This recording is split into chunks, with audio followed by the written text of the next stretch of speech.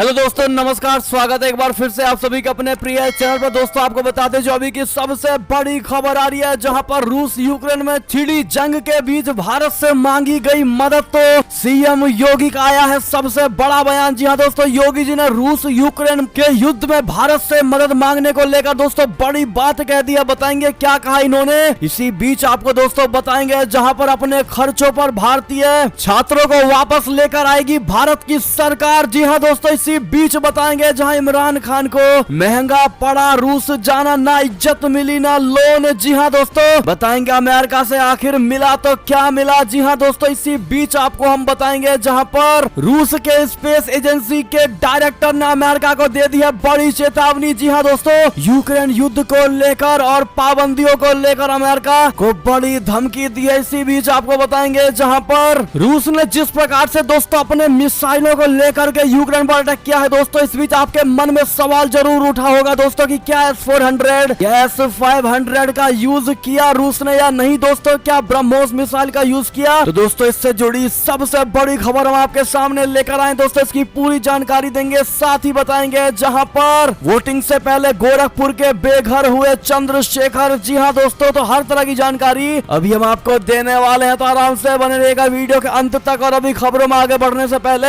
हमेशा की तरह मानते हैं कि मोदी जी हाँ तो हर चीज संभव है, भारतीय सेना है तो अपना देश गर्व से जी रहा है और आपको भी भारतीय होने पर शान है दोस्तों। और मानते हैं कि अपना भारत देश नंबर 1 देश है। तो इस वीडियो को भी कर दीजिए लाइक, चैनल को कर दीजिए सब्सक्राइब, बेल आइकन दबाइए, साथ ही कमेंट बॉक्स में लिख दीजिएगा जय हिंद। जी हाँ दोस्तों, तो चलते हैं पहली और सबसे बड़ी खबर की तरफ, जहाँ इमरान खान को महंगा पड़ा रूस जाना, ना इज्जत मिली ना लोन मिला। अमेरिका से मिला तो $55 मिलियन के जुर्माने का तोहफा। जी हाँ दोस्तों, जिस तरह से यूक्रेन और रूस के बीच चल रहे विवाद युद्ध के माहौल में बदल गया है दोस्तों, इसी के बीच पाकिस्तान के प्रधानमंत्री इमरान खान रूस पहुंचे। उसके बाद अमेरिका ने पाकिस्तान के खिलाफ बड़ी कार्रवाई कर दी। अमेरिकी सरकार ने नेशनल बैंक ऑफ पाकिस्तान पर $55 मिलियन अमेरिकी डॉलर का जुर्माना लगा दिया है। जी हाँ दोस्तों, $55 मिलियन अमेरिकी डॉलर। अमेरिका ने पाकिस्तान पर एंटी मनी लॉन्ड्रिंग का उल्लंघन और बार बार शिकायत के बाद भी इसका उल्लंघन के चलते ये कार्रवाई कर दिया। फेडरल रिजर्व बोर्ड ने गुरुवार को ऐलान किया है कि नेशनल बैंक ऑफ पाकिस्तान पर $20.4 मिलियन की पेनल्टी लगा दी गई है दोस्तों, जबकि $35 मिलियन का जुर्माना New York state department of financial services ने लगाया है। यानी कुल मिलाकर पाकिस्तान के बैंक पर $55 मिलियन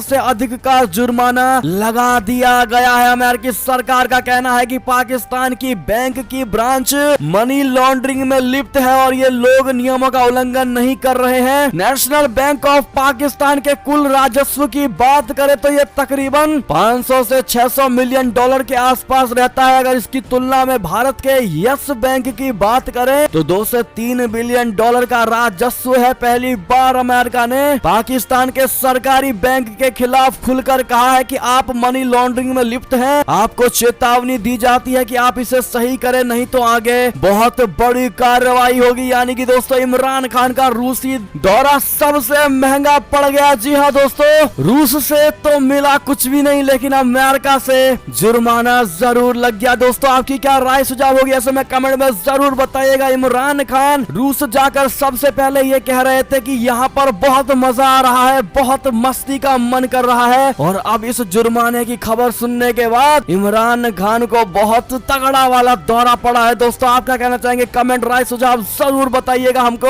और वीडियो जिन्होंने नहीं लाइक किया है दोस्तों प्लीज लाइक कर दीजिएगा, नए हैं तो सब्सक्राइब करना मत भूलिएगा। अगली खबर की बात करें, जहां रूस यूक्रेन में छिड़ी जंग के बीच भारत से मांगी जा रही है मदद, ये है नया इंडिया। जी हाँ दोस्तों, सीएम योगी आदित्यनाथ का बड़ा बयान आया है। बता दें, रिपब्लिक भारत के editor in chief Arnab Goswami से खास बातचीत में सीएम योगी आदित्यनाथ ने रूस यूक्रेन संकट पर बहुत बड़ी बात कही है। उन्होंने कहा है कि इस वक्त रूस यूक्रेन के बीच में युद्ध छिड़ गया है, वहां पर बमबारी हो रही है, संकट की स्थिति है, लेकिन इस विकट परिस्थिति में इंडिया से मदद मांगी जा रही है, जो ये साबित करता है कि ये भारत का स्थान विश्व पटल पर क्या है। ये नया भारत है जो कि हमारी पहचान है, हमारा देश बदल रहा है। जी हाँ दोस्तों, गौरतलब है कि अमेरिका के राष्ट्रपति जो बाइडेन ने यूक्रेन संकट पर भारत से सलाह लेने की भी बात कह दी है। दोस्तों जो बाइडेन बाइडेन ने कहा है कि जिस तरह से रूस ने यूक्रेन पर हमला किया है उसके बाद हम भारत से यूक्रेन संकट के बारे में सलाह लेंगे। तो वहीं भारत में यूक्रेन के राजदूत इगोर पोलिखा ने भी प्रधानमंत्री नरेंद्र मोदी जी से कल मामले में हस्तक्षेप करने की बात कही थी दोस्तों, मदद मांगी थी। और गौरतलब है कि गुरुवार को पीएम मोदी ने भी व्लादिमीर पुतिन से फोन पर बात की। उन्होंने पुतिन से तत्काल प्रभाव से युद्ध विराम की अपील की है और सभी पक्षों से कूटनीतिक रास्तों के जरिए मुद्दों को सुलझाने का आग्रह किया है। मालूम हो कि गुरुवार को रूस के राष्ट्रपति व्लादिमीर पुतिन ने यूक्रेन में सैन्य ऑपरेशन का ऐलान किया था, जिसके बाद रूसी सेना ने यूक्रेन पर धावा बोल दिया था। ऐसे में दोस्तों योगी जी के इस बयान का क्या आप भी समर्थन करते हैं? मानते हैं कि ये मोदी जी का इंडिया है, नया इंडिया है, नेहरू का इंडिया नहीं है? जी हाँ दोस्तों, अगर आप भी मानते हैं कि अपना मजबूत भारत है और वर्ल्ड स्तर पर दोस्तों भारत भी दूसरे तीसरे नंबर पर ही आता है और अब वो भारत नहीं है कि कोई भारत की तरफ ना देखे। जी हाँ दोस्तों, बिना भारत से काम लिए किसी का गुजारा नहीं चलता, वो नया भारत अपना दोस्तों। तो अब आप लोग भी दोस्तों कमेंट में ये हमारा नया इंडिया है, मोदी जी का इंडिया है, कमेंट में लिखना बिल्कुल मत भूलिएगा। अगली खबर की बात करें जहां पर सूत्रों से बड़ी जानकारी निकलकर सामने आ रही है दोस्तों, जहां पर रूस यूक्रेन युद्ध के बाद अपने खर्चों पर भारतीयों को वापस लेकर आएगी केंद्र सरकार। जी हाँ दोस्तों, दुनिया को जिसकी आशंका थी वही हुआ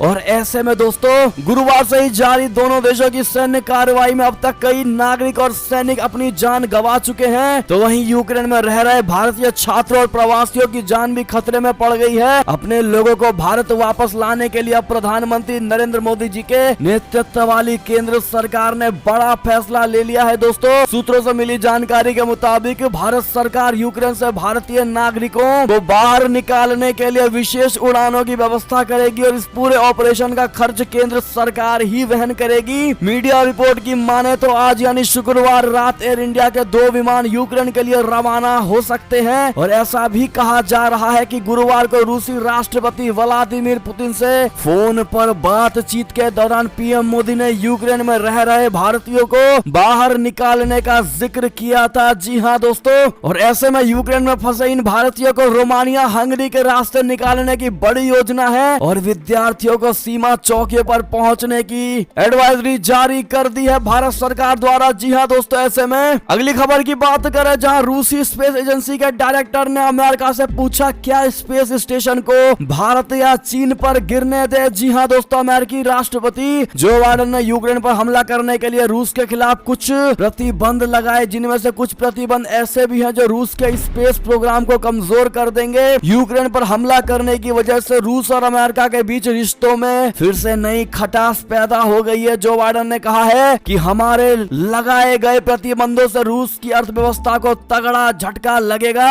अमेरिकी राष्ट्रपति जो बाइडेन ने कहा है कि हमारे प्रतिबंधों की वजह से रूस की एरोस्पेस इंडस्ट्री को काफी नुकसान होने वाला है। इन प्रतिबंधों में रूसी सेना, मैरीटाइम इंडस्ट्री, आर्थिक संस्थान और रूसी राष्ट्रपति व्लादिमीर पुतिन के करीबी लोगों पर भी बैन लगाया गया है। जी हाँ दोस्तों, और ऐसे में दोस्तों अमेरिका द्वारा लगाए गए प्रतिबंधों को लेकर अमेरिकी अंतरिक्ष एजेंसी नासा ने कहा है कि स्पेस स्टेशन पर रूसी गतिविधियों पर कोई प्रतिबंध नहीं लगाया गया है। जी हाँ दोस्तों, सीएनएन की खबर के मुताबिक नासा का यह बयान तब आया है जब रोसकॉस्मोस के डायरेक्टर डिमित्री रोगोजिन ने कई ट्वीट करके अमेरिका से कहा है कि यदि आप आईएसएस पर हमारा सहयोग बंद करेंगे तो फिर स्पेस स्टेशन को अनियंत्रित होने और अमेरिका या यूरोप पर कहीं गिरने से कौन बचाएगा। ये भी आशंका है कि ये 500 टन का ढांचा भारत या चीन पर गिर जाए। क्या आप उनको इस तरह से डराना चाहते हैं? उन्होंने कहा कि आईएसएस रूस के ऊपर से नहीं उड़ता, इसलिए जोखिम पूरी तरह आपका है। क्या आप उसे उठाने को तैयार हैं? जी हाँ दोस्तों, यानी कि जो बाइडेन का एक्शन दोस्तों उल्टा जो बाइडेन पर ही पड़ने वाला है भारी। क्या कहते हैं आप लोग? राय सुझाव आपकी क्या होगी दोस्तों? कमेंट में हमको जरूर बताइएगा। अगली खबर की बात करें जहां रूसी सैनिकों ने यूक्रेन पर रॉकेट लॉन्चर, स्मर्च और कैबरीव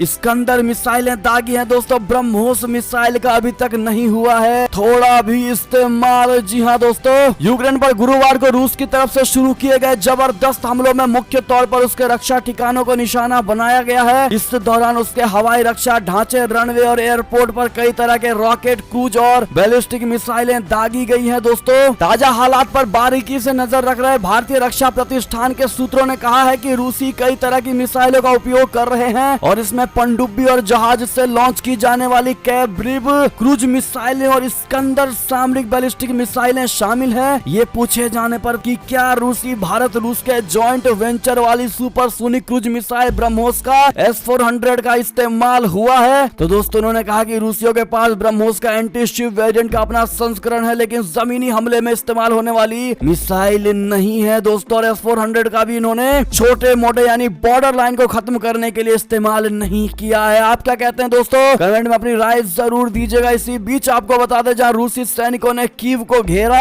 यूक्रेनी राष्ट्रपति जेलेंस्की ने कहा शक्तिशाली देशों ने हमें लड़ने के लिए अकेला छोड़ा। जी हाँ दोस्तों, उन्होंने कहा हम कल भी अकेले लड़ रहे थे और आज भी अकेले हैं। जी हाँ, यूक्रेन पर रूस के हमले के बीच देश के राष्ट्रपति व्लादिमीर जेलेंस्की ने एक भावुक करने वाला संबोधन दिया है दोस्तों। शुक्रवार को जेलेंस्की ने कसम खाई है कि वो कीव में ही रहेंगे। उन्होंने बताया है कि द्वितीय विश्व युद्ध के बाद सबसे बड़े हमले में रूसी सैनिक राजधानी कीव की ओर बढ़ रहे हैं, जिन्हें यूक्रेनी सैनिक लगातार रोकने की कोशिश कर रहे हैं। रूस ने यूक्रेन पर थल जल नभ तीनों तरफ से हमला किया है। गुरुवार से ही यूक्रेन के कई शहरों में गोलाबारी और मिसाइल हमले हो रहे हैं। जी हाँ दोस्तों, माना यह जा रहा है कि इसके चक्कर में 1 लाख से अधिक लोग पलायन कर चुके हैं दोस्तों। और ऐसे में उन्होंने कहा कि हमारे देश को रूस से लड़ने के लिए अकेला छोड़ दिया गया है। जेलेंस्की ने कहा हमारी तरफ से लड़ने के लिए कौन है मुझे कोई नजर नहीं आ रहा। यूक्रेन के नाटो की सदस्यता की गारंटी लेने के लिए कौन तैयार है, सब डरे हुए हैं। यूक्रेनी राष्ट्रपति ने कहा कि मैंने 27 यूरोपीय नेताओं से पूछा कि यूक्रेन नाटो में शामिल होगा या नहीं, किसी ने कोई जवाब नहीं दिया और सभी के सभी डरे हुए हैं। लेकिन हम किसी से नहीं डरते, ना हम अपने देश की रक्षा करने से डरते हैं और ना रूस से। दुख के साथ बताना पड़ रहा है कि अब तक 137 लोगों की मौत हो चुकी है और 316 लोग घायल हो चुके हैं। बड़ी ही दुखद बात है दोस्तों और बड़ा ही भावुक कर देने वाला दोस्तों उनका ये बयान है, क्योंकि अमेरिका पहले से उसको आश्वासन दिला रहा था यूक्रेन को कि हम तुम्हारे साथ हैं, अगर रूस ने थोड़ा सा भी आक्रमण किया तो हम रूस को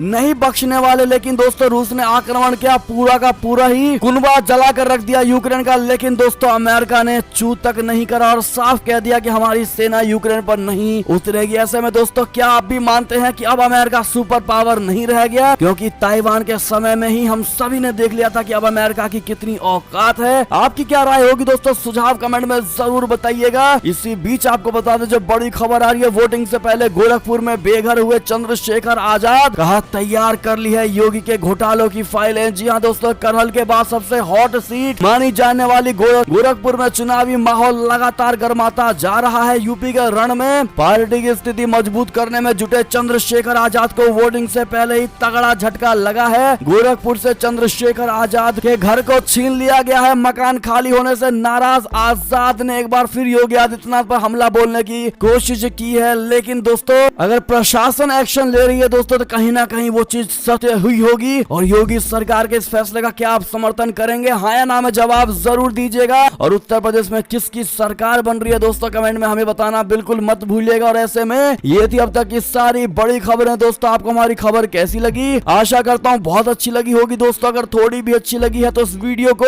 अभी अपने भाई बंधुओं में व्हाट्सएप, फेसबुक, ट्विटर के जरिए पूरे भारत में शेयर करना बिल्कुल मत भूलिएगा। और अभी कर दीजिए इस वीडियो को लाइक, चैनल को कर दीजिए सब्सक्राइब, बेल आइकन दबाइए, साथ ही कमेंट बॉक्स में लिख दीजिएगा जय हिंद जय भारत। तो मिलते हैं आपसे अगली बड़ी खबर में दोस्तों, तब तक अपना ख्याल रखिएगा। आप सभी का बहुत बहुत धन्यवाद साथ देने के लिए, साथ बने रहने के लिए। और खबरों का सिलसिला लगातार हमारे चैनल पर जारी है, तो अपडेट रहना बिल्कुल मत भूलिएगा। अगली खबर का इंतजार करिएगा। मिलते हैं हम आपसे अगली खबर में, तब तक के लिए जय हिंद जय भारत, जय श्री राम, वंदे मातरम, हर हर महादेव।